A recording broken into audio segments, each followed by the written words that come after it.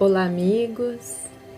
Primeiramente, eu gostaria de agradecer a oportunidade de juntos estarmos mais uma vez refletindo sobre os ensinamentos de nosso Mestre Jesus.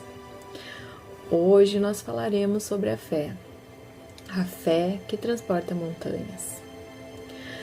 No capítulo 19, os discípulos perguntam a Jesus por que eles não conseguiram expulsar um demônio que perseguia um menino que o pai traz para que Jesus o libertasse. Então Jesus vai dizer que os discípulos não conseguiram por causa da pouca fé que eles têm. Porque, em verdade, se eles tivessem a fé do tamanho de um grão de mostarda, diriam para esta montanha: transporte-te daqui para lá, e ela iria. E nada lhe seria impossível.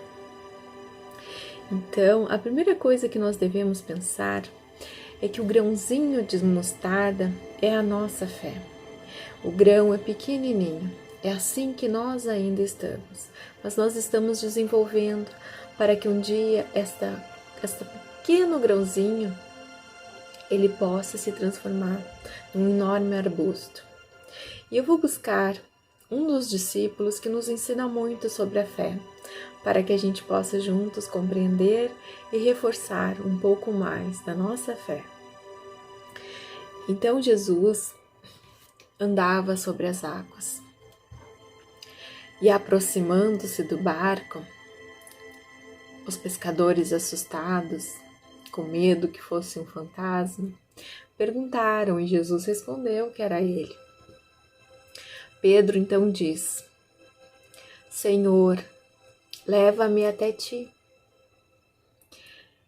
E Jesus responde: levanta e venha. E Pedro vai, não vacila. Porque Pedro já conhecia os milagres de Jesus, já o acompanhava. Então Pedro vai. E ao andar sobre as águas, quando ele começa a sentir a água, ele começa a ter dúvida, ele começa a ter medo e ele começa a ter uma fé vacilante. E nesse momento, ele começa a afundar. Então, Jesus pega-lhe pela mão e diz: ó homem de pouca fé. Nós, amigos, também somos assim. Há momentos que nós temos uma fé tão grande, mas quando as dificuldades surgem, quando os problemas parecem ser maior, nós também começamos a afundar e esquecemos que o nosso potencial está dentro de nós, que a fé, ela habita em nós, que a fé, ela não está no templo espírita ou nos outros templos, não está nos livros. A fé é algo que nasce em nós, como diz lá no Livro dos Espíritos, em que Kardec pergunta se a fé não teria sido fruto do ensinamento. E os espíritos vão dizer que não, que a fé é algo que nós possuímos independente do ensinamento que nós temos. E nós podemos ter inúmeros adestramentos sobre a fé. Podemos ter várias crenças, mas a fé verdadeira é aquela que nos dá certeza de que nós nunca estamos sozinhos. É aquela que nos sustenta para que nós possamos caminhar sobre as águas. É aquela que nos dá força para fazer verdadeiros milagres. É aquela que, quando todos dizem que nós não vamos conseguir, nós temos uma certeza tão grande, mas tão grande, que nós não nos permitimos duvidar. E nós caminhamos até que o nosso objetivo seja alcançado. No item 2, vai nos dizer assim: a confiança do homem em suas próprias forças faz com que ele seja capaz de realizar coisas materiais que não podem fazer quando duvida de si mesmo. Nós temos latente dentro de nós toda a energia que nós necessitamos para colocar em prática tudo o que nós desejamos. Mas nós precisamos acreditar em nós precisamos acreditar no nosso potencial. E quando nós fazemos isso, quando nós nos permitimos, nós recebemos o auxílio, porque nós estamos abertos, nós estamos receptivos às intuições que nós precisamos para seguir os caminhos que precisamos.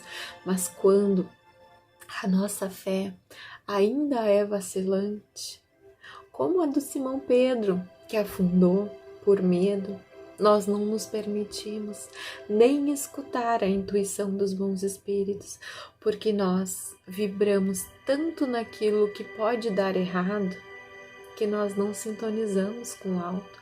Nós entramos numa frequência tão negativa, de medo, de angústia, por algo que nem aconteceu, que nós não nos permitimos ver adiante.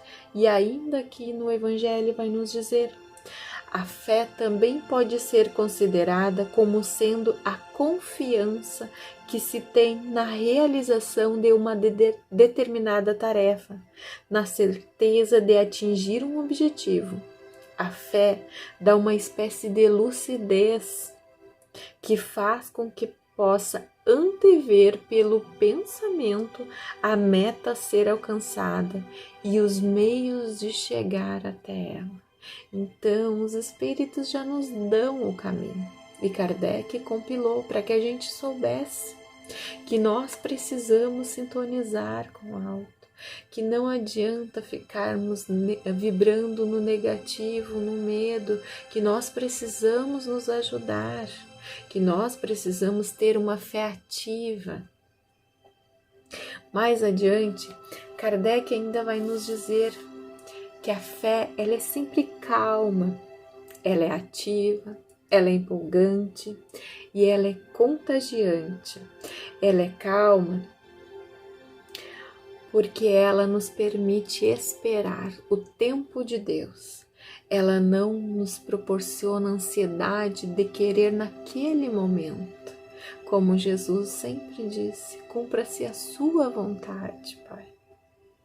E nós também, quando nós temos essa certeza, esta fé, que é uma certeza que está dentro de nós, a gente também aprende a confiar nos desígnios de Deus e saber que o tempo dele é o tempo certo, é saber que o que ele escolhe para nós é o que nós precisamos para o nosso amadurecimento.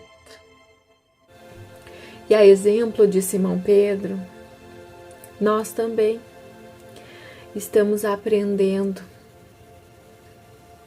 a germinar esse grãozinho de mostarda.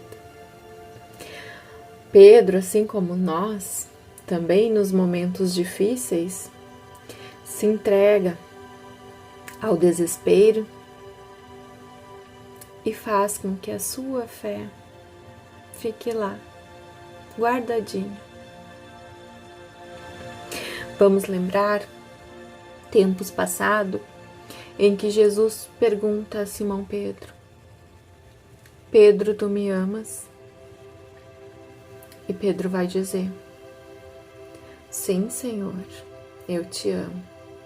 Jesus responde: apacenta minhas ovelhas. Passado-se um tempo, novamente Jesus pergunta: Pedro, tu me amas mais do que todos? Pedro, sim, eu te amo, Senhor. Jesus então responde: então apacenta as minhas ovelhas. Mais um tempo se passa. Jesus então, num tom formal, pergunta: Simão, filho de Jonas, tu me amas? Sim, Senhor, eu te amo com todo o meu ser. Jesus então responde: apacenta as minhas ovelhas. Jesus, conversando então com os discípulos, já falando dos seus momentos de angústia, do que lhe viria a lhe acontecer, Pedro diz: Senhor, eu te acompanharei até o fim.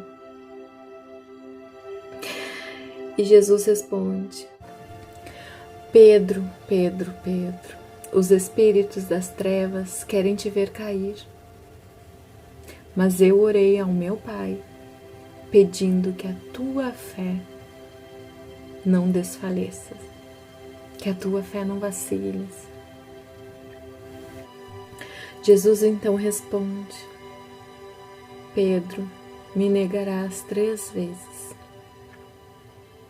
E mais tarde no Calvário, por 3 momentos,